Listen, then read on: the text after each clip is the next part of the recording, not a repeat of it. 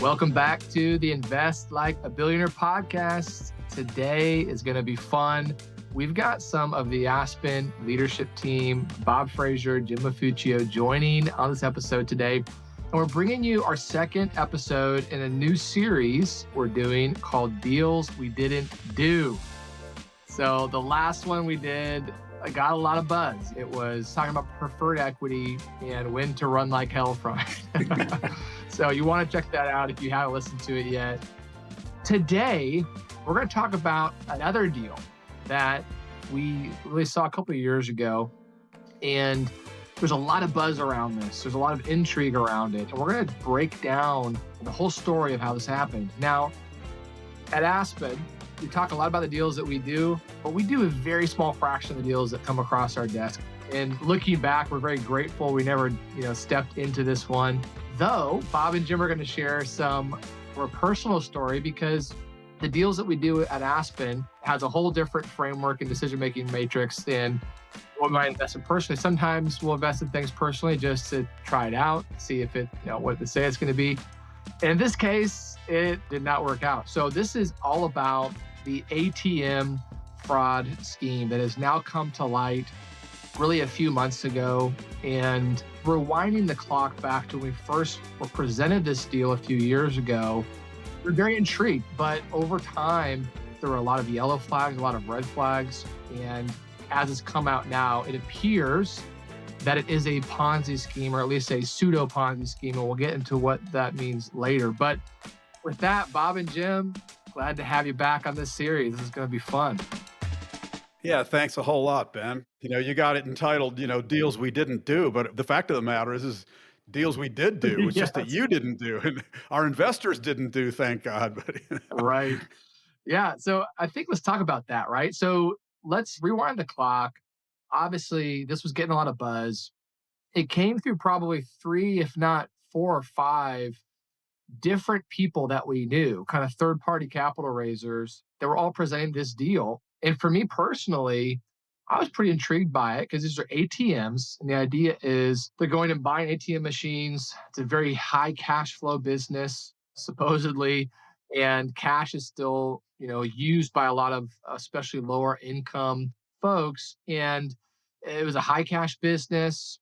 We're giving out really strong returns. In fact, they had a fixed return of 24% IRR basis. So it was a very high return.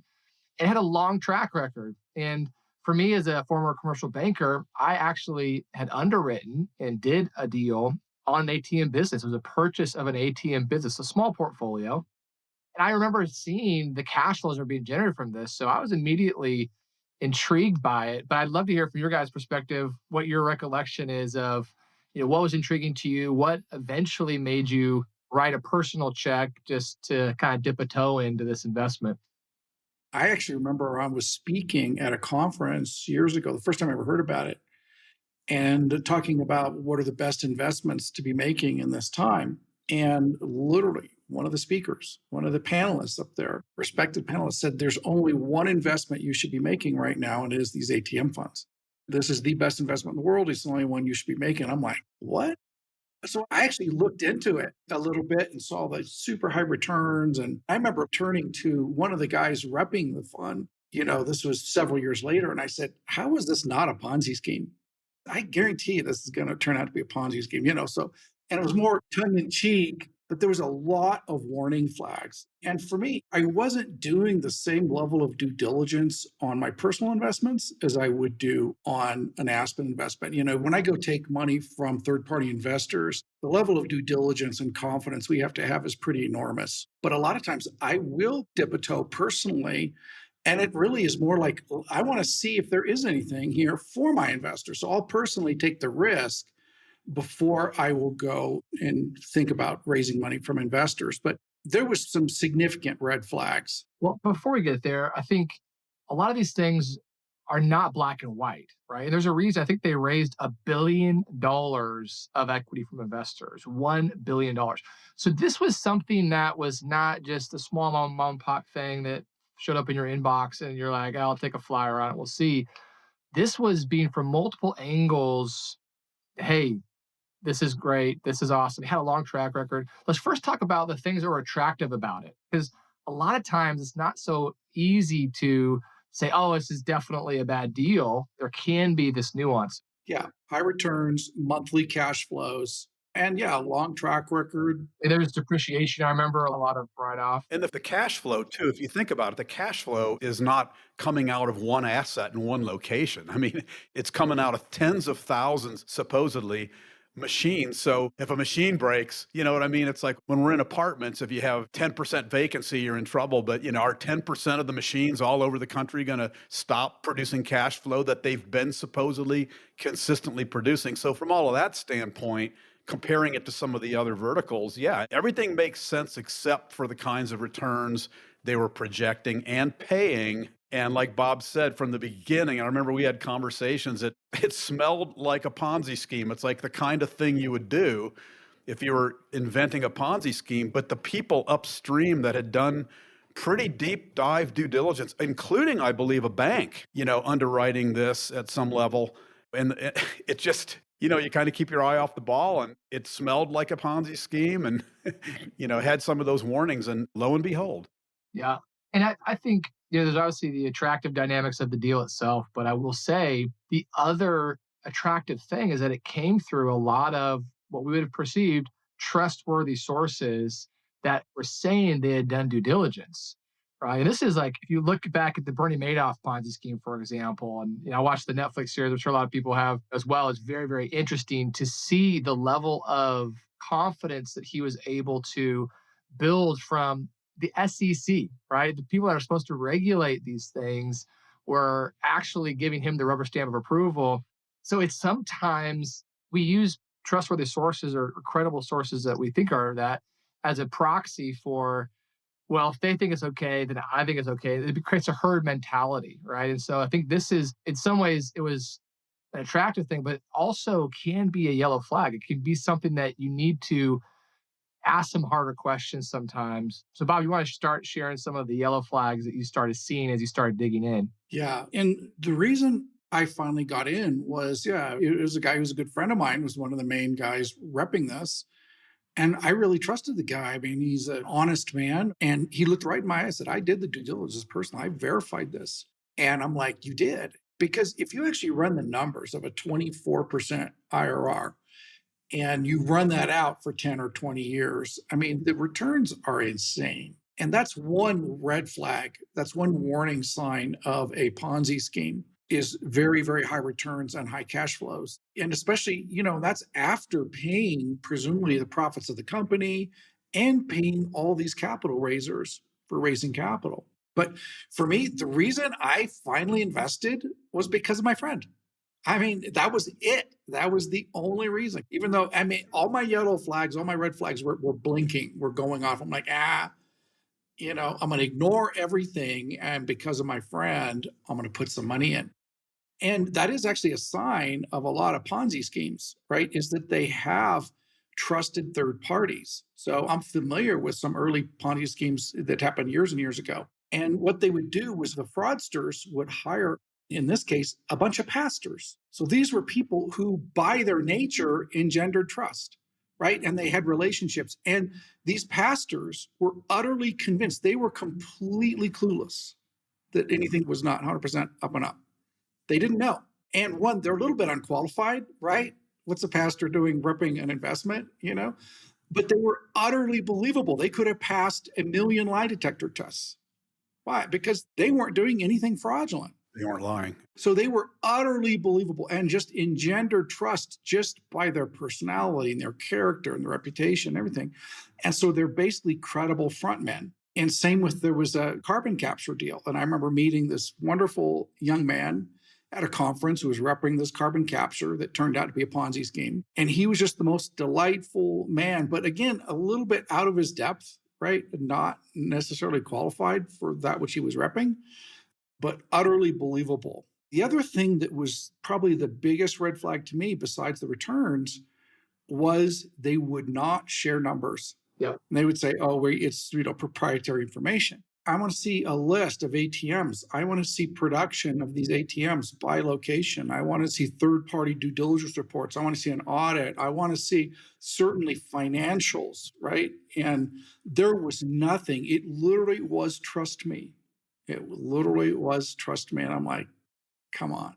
I remember this because it was the biggest red flag to me when we were looking at this. And it was a different answer depending on who you asked, right? Because they would say, well, we can't reveal the PIN numbers or locations of the ATMs because then they're a target for a robbery or something.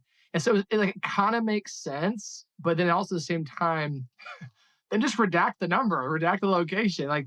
There's all these responses that seem to make sense on the surface, but the only answer you would get was, well, if you fly out to, I think it was in Pennsylvania as the headquarters, we can take you into like the back room and we can give you some paper copies and, you can't leave the room with anything. But what about financial data? I'm not asking for anything proprietary. I'm asking for financial data. What's your balance sheet? What's your P&L? Show me an income statement. That's all I'm looking for. And I want to see trends over time. And I want to see, and it's just numbers. And I mean, if you were a lender, Ben, you're a banker, right? So if somebody comes to you for a loan, this ATM company comes for a loan and says, oh, we're not going to share. What's your answer going to be? We're not going to share any data. We're not going to share any financial information. You're like, I mean, are you freaking joking? Let me redeem us a little bit on this because you said a couple things. One, you talked about the middlemen or the people that were promoting this. Then you gave examples of pastors promoting business ideas. The fact of the matter is, the people that we really kind of rode on the coattails of their due diligence, they really are legitimate, sophisticated players. And I'll just personally say, I still trust those guys and I would still invest alongside or with the people that were involved, at least in my transaction. But I just would not get involved with deals that I don't understand, that I can't go put eyes on the. That's why I like real estate. If someone tells me they've got 100,000 ATM machines around the country, I can't go touch every one of them, and neither can the people whose due diligence I trusted. But from what I understand, the intermediaries on this did a ton of real due diligence, including a bank was involved. And so, I mean, this wasn't just the guy that's out promoting and you can sniff out that he's not very deep in the investment world. These are guys that are very deep in the investment world. So I don't want to say anything that casts any shade on those guys. Okay, here's what they didn't do. And they're my friends too, but here's what they didn't do.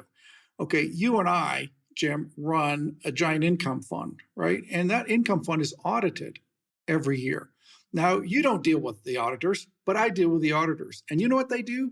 They literally get all of our bank statements and they reconcile those. They go talk to our loan servicers and they verify that everything adds up. And then they go test a bunch of loans. They go do a random selection of loans. And you know what? They do it every year. They do it every year. And that's what didn't happen. So what happened is the due diligence that happened, 8-10 years ago. And actually, most Ponzi schemes don't start as Ponzi schemes, right? Exactly right. What happens, you start to get behind. Your outgoing cash starts to overtake your incoming cash, and you just fudge numbers a tiny bit, and you think, I'll make it up next quarter. But once you start, there's no coming back, right? And that's what happened. So I think 8-10 years ago, it wasn't a Ponzi scheme. I think what most people think of when they think Ponzi scheme is a con artist who's going out with the intention of defrauding people from day one with a false business plan. But in this case, it appears that there was a legitimate business, like they did actually have real ATM machines. So to your point, most Ponzi schemes actually start as legitimate businesses, but then they start to get behind. And now you're in this, rock and a hard place where you have to keep the fraud going or you have to throw your hands up. So let's paint a picture. So this guy, he had maybe he had 50 million in ATMs and they're working great. And he had 50 million in investment capital or whatever. All of a sudden, one of these big capital raisers comes and dumps another 50 million on him and said, here. And then so the operator's going, oh my God, this is awesome. But then he's like, what do? I can't buy 50 million ATM machines in a month, so. But you're not going to refuse the capital because he's been so successful at putting money out there. All of a sudden, the investment went viral a little bit. He gets all this investment interest. Now you've got 24% per year of cash going out of the business on the 50 million you just accepted of new capital, but you didn't buy ATM machines. You go start to try, but it takes 6 months and 9 months to go buy some ATMs. Meanwhile, you still got all that 24% every month is going out, going out. And all of a sudden you hit a cash crisis where you're distributing more in a month than you took in profits. You go, oh, it's all right, because I'm going to be buying these ATMs. And you start doing that. And then you start taking investor capital and you send it to other investors as investor distributions. That's a Ponzi scheme. Just poor operators, right? People who don't know how to say no to capital, people who suck at operations, all of a sudden they don't have the staff or whatever to go do the acquisitions and the due diligence, and they didn't think about scaling, how to scale this. They're not doing the repairs. So a bunch of these things go offline. They stop paying some bills, more go offline, so their income drops, but meanwhile, their investor outflows don't stop. What started as a fine little business becomes a complete full-on Ponzi scheme. And then a situation like this, beyond even those dynamics, where now you're raising money with your left hand and paying it out with your right hand, just the money coming in the door. The problem with this one is, and I think where it maybe turned a little bit dark or maybe darker, is apparently some of the machines, and a pretty good percentage of them, quote, disappeared or got encumbered by creditors that were pressing a little bit harder because they weren't getting the promised 24% returns. So it's a perfect model if you want to create a Ponzi scheme, because it's like, who's going to know if we encumber 10,000 machines, to get this guy off our back? And then now you're really in trouble. Now you're not only upside down and because you're raising more than you can deploy, but even what you're raising against, you don't have that asset anymore. It's like showing up at the apartment building you didn't realize, and somebody just cut off half the building and moved it down the street. It's not even our collateral anymore. So by the time everybody realized it was fraud, man, the discovery isn't a pretty thing. Yeah, and you think about at a 24% rate of return, they're basically, if they're paying that out annually, if they don't invest that capital, that money's gone in 4 years, pretty much, right? Not including the overhead that they have to pay with that. So it's probably gone 3 years. This is the part to me from a financial standpoint that I look at, because this is so weird to me too. It was 1% annualized return. I always remember thinking, why the extra, 0.1% or whatever? It always felt weird to me that it was like this predefined rate of return that was a random number, which I don't know if there's, any correlation to makes it a Ponzi or not, but it was weird. And then as we started digging in with these third-party promoters, we found out they were also getting paid 10% on the capital that they were raising for this deal. And so now you think, okay, for every dollar that comes in, they're paying out 34% on that capital before they ever pay overhead. And that's a really high burn rate, right? So what business can generate, you have to probably generate 50% returns to be able to pay overhead and to pay all that load just to have a break-even business. There's not many businesses that generate 50% returns. And then you add in the issue of scale and having all this extra capital that they're getting. And the rest is kind of history at this point. You always look dumb in the rearview mirror when you look at a deal that you did that didn't go right. But, this is how we learn too. And that's why we're doing this podcast. And again, that's why, to Bob's point at the beginning, it's like we wouldn't have even thought about putting this deal out on the Aspen platform and endorsing this to our investors. So Bob said, I wouldn't use somebody else's money to do that. And the thought occurred to me like, well, maybe I should have the conversation with my kids before I invest, because in a sense, I took part of their money, right? So I did invest other people's money. But anyway, thankfully, we didn't bet the farm on this. It wasn't anything to sneeze at, but my investment was a very low six-figure investment. And yeah, I'd like to have that back, but it didn't affect what I ate for dinner one single day. And we did get, before the Ponzi's caught up, we did get about, as I recall, it's like 45% of our initial investment did come back in through these monthly payments before they stopped coming. And that's how we knew, okay, we didn't get April's payment. I wonder what went wrong. And there was always an excuse and this and that. And, by the time a few months of that went by, it became pretty evident that this thing had turned pretty dark. Yeah. So what would be some of the takeaways that you would say or that you would do differently going forward? Or what are some learnings that you've got from this, both Bob and Jim here?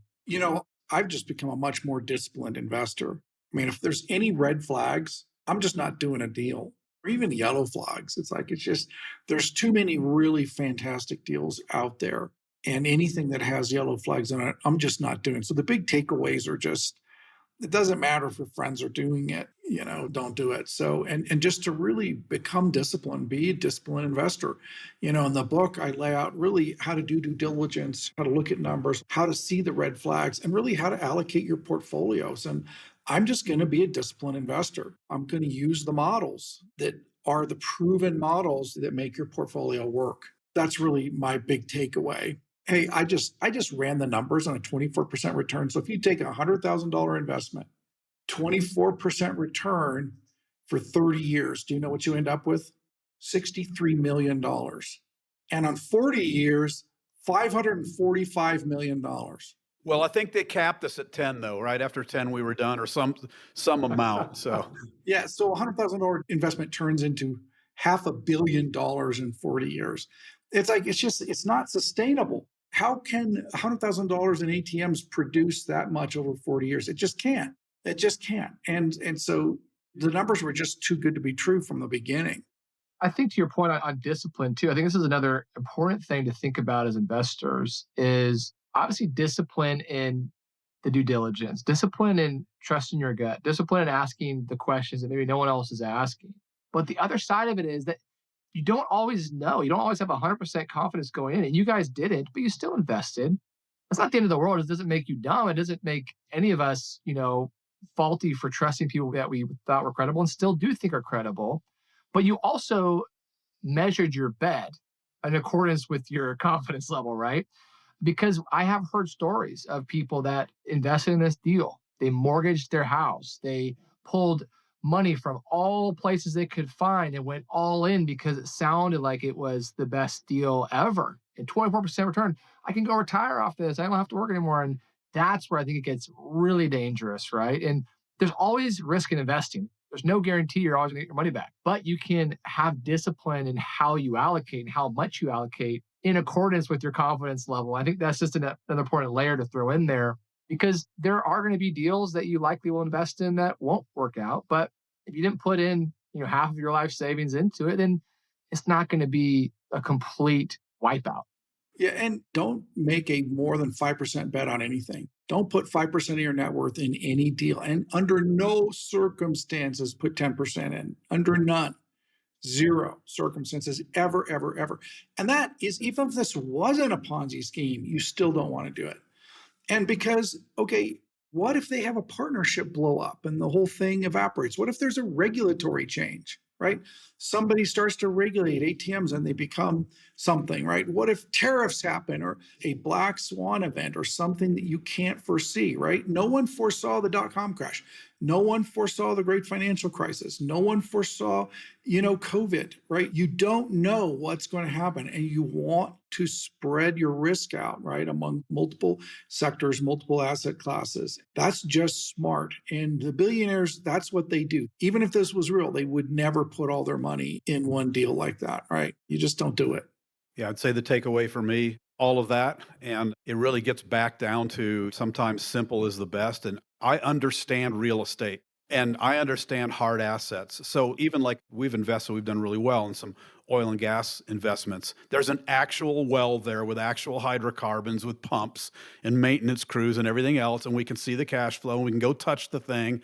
And the same thing with real estate backed investments, So how can you do enough due diligence in an asset class when you don't even really know what all the right questions to ask are, and you can't go put your hand on the collateral or what backs it up? So I'm kind of done investing in black boxes where I can't kind of understand the inner workings. So I like real estate. I like oil and gas. I love what we're doing in the industrial sector. It's just this big box sitting out there, and one of them's being used by a tenant and the other one just got sold. So, I don't have to wonder and guess where it's at.